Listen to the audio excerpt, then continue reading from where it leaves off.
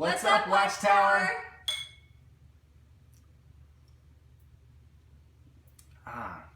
These look familiar. When did we get these? We got these 22 years ago.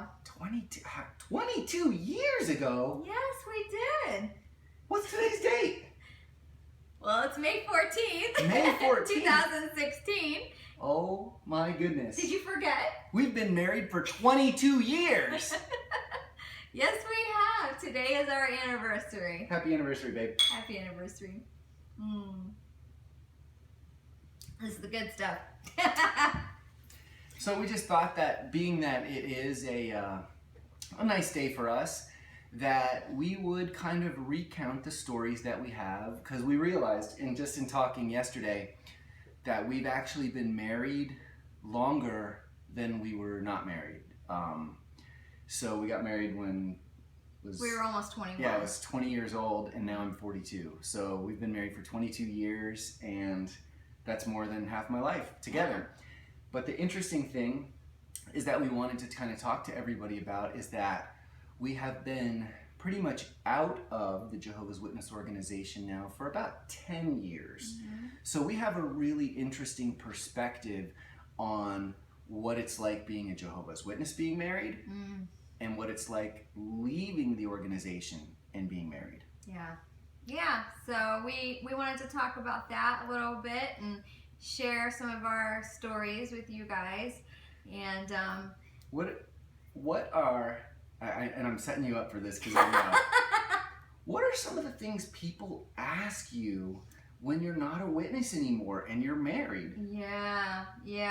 Well, when I first announced to my family that I wasn't going to be coming back to the meetings and that I intended to never come back, one of the first things that I was asked by my father was, so what, you guys are just going to become swingers now?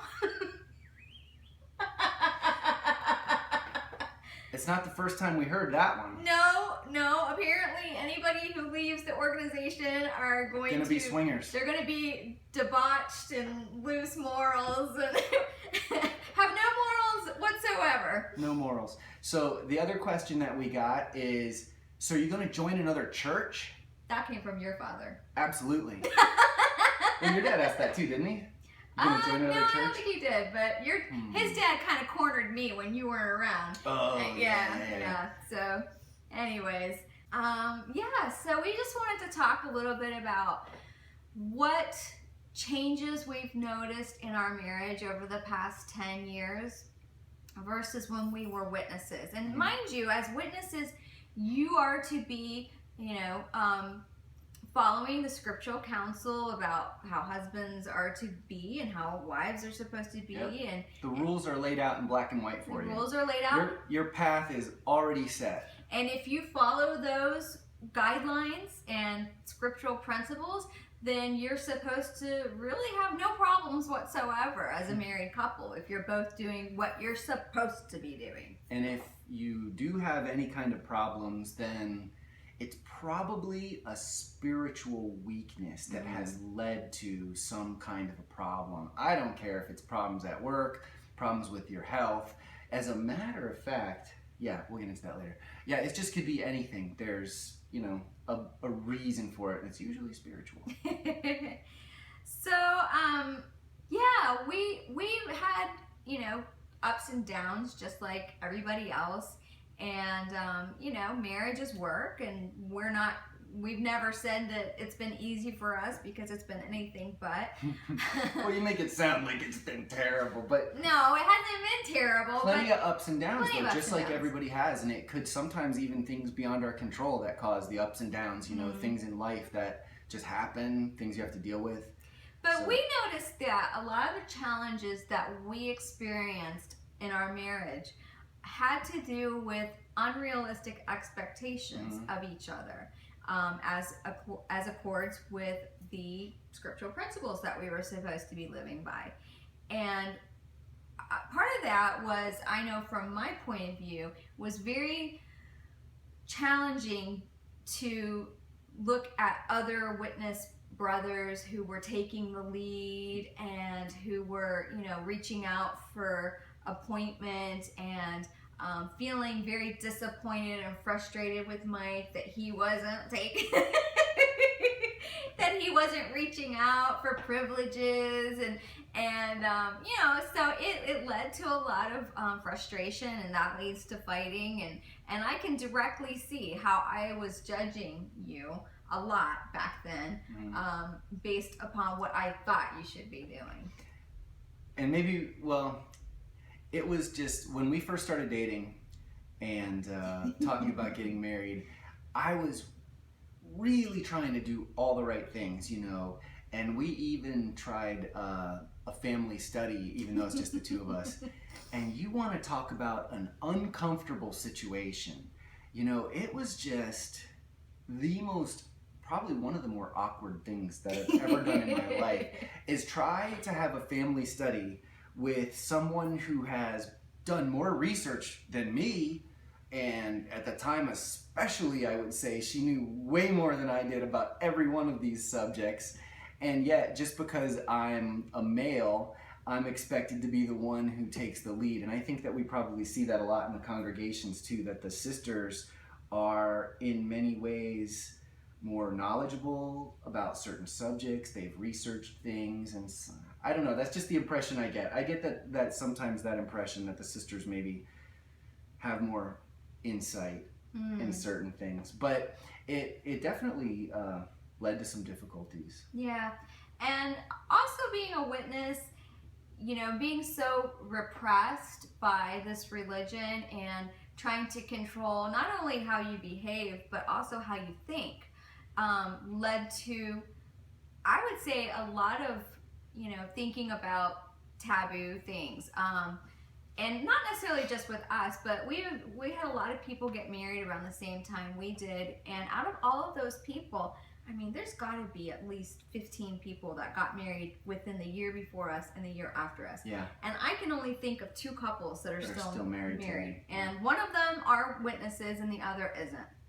So, I mean, there's your odds right there. And of those who did get divorced and stuff, none of them are witnesses on either side. Pretty much. I can't think of a single one that is still a witness. Yeah, pretty much. I can't really either. Yeah. So, just thinking about the frustration that you feel when you're told that you can't do something and you're not even supposed to think about something. Mm-hmm. And it made me think about, being on a diet, always wanting what you can't have. And as soon as you're on a diet, you want everything that you're not supposed to have.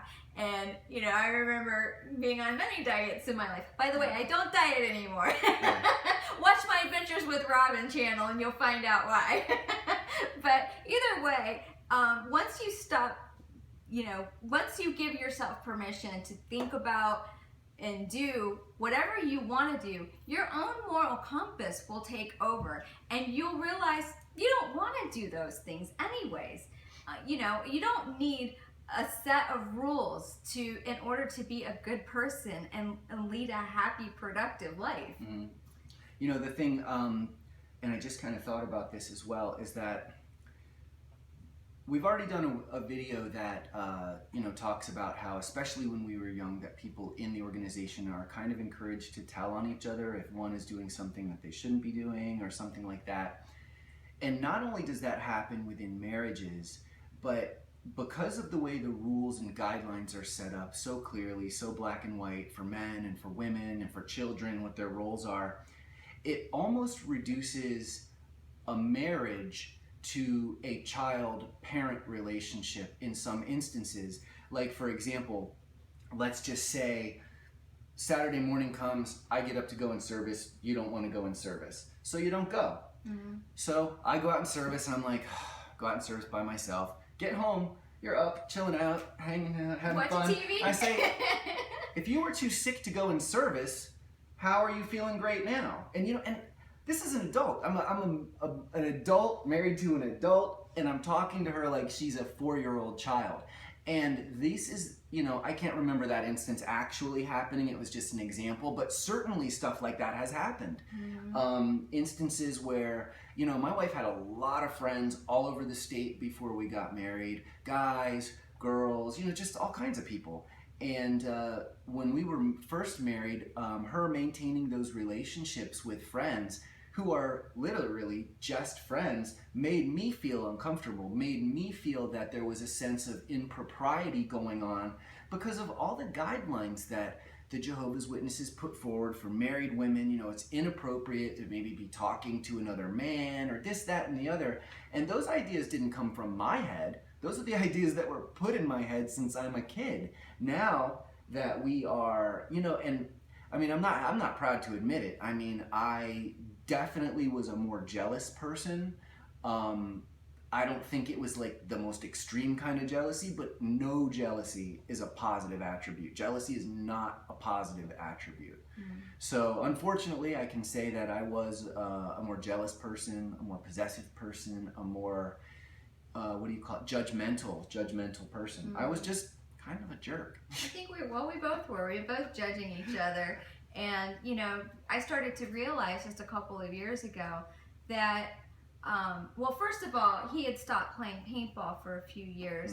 And I realized that he needed to start playing again because it was so good for his mental health. Now, before, when he played paintball, when I was still struggling to try to be a witness, I was so judgmental about it, and I was so angry at him all the time, and because his practice was always on a Sunday, so he would always, he was always missing the Sunday meeting. So it led me to a lot of marital problems between us and a lot of fighting. And not just that, it's that for a while I was trying to make it work on both ends as well. So, okay, practice in the morning, then I'll just go to a different congregation's meeting Sunday afternoon. Like a late meeting, 5 o'clock, whatever, 3 o'clock, I'll make the meeting. And doing that is exhausting. And I found out that I couldn't enjoy myself during the day because I'm always watching the clock, always trying to figure when I have to leave to make it to a meeting that I didn't want to go to anyway.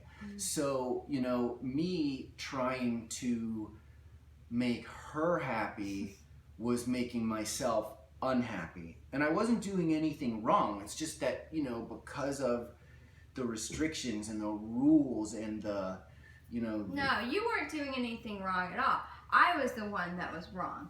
That I was trying to make you make a choice between, I was equating paintball with, it's either paintball or me, which never works in a relationship. Any kind of ultimatums never work in a relationship.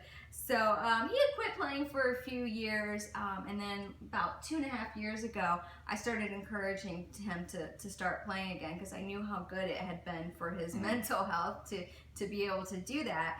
And it was at that time that I realized how far we had come and how I wasn't judging you anymore the way that I judged you back when we were witnesses, and that I just wanted you to be happy. Right. And, as a witness,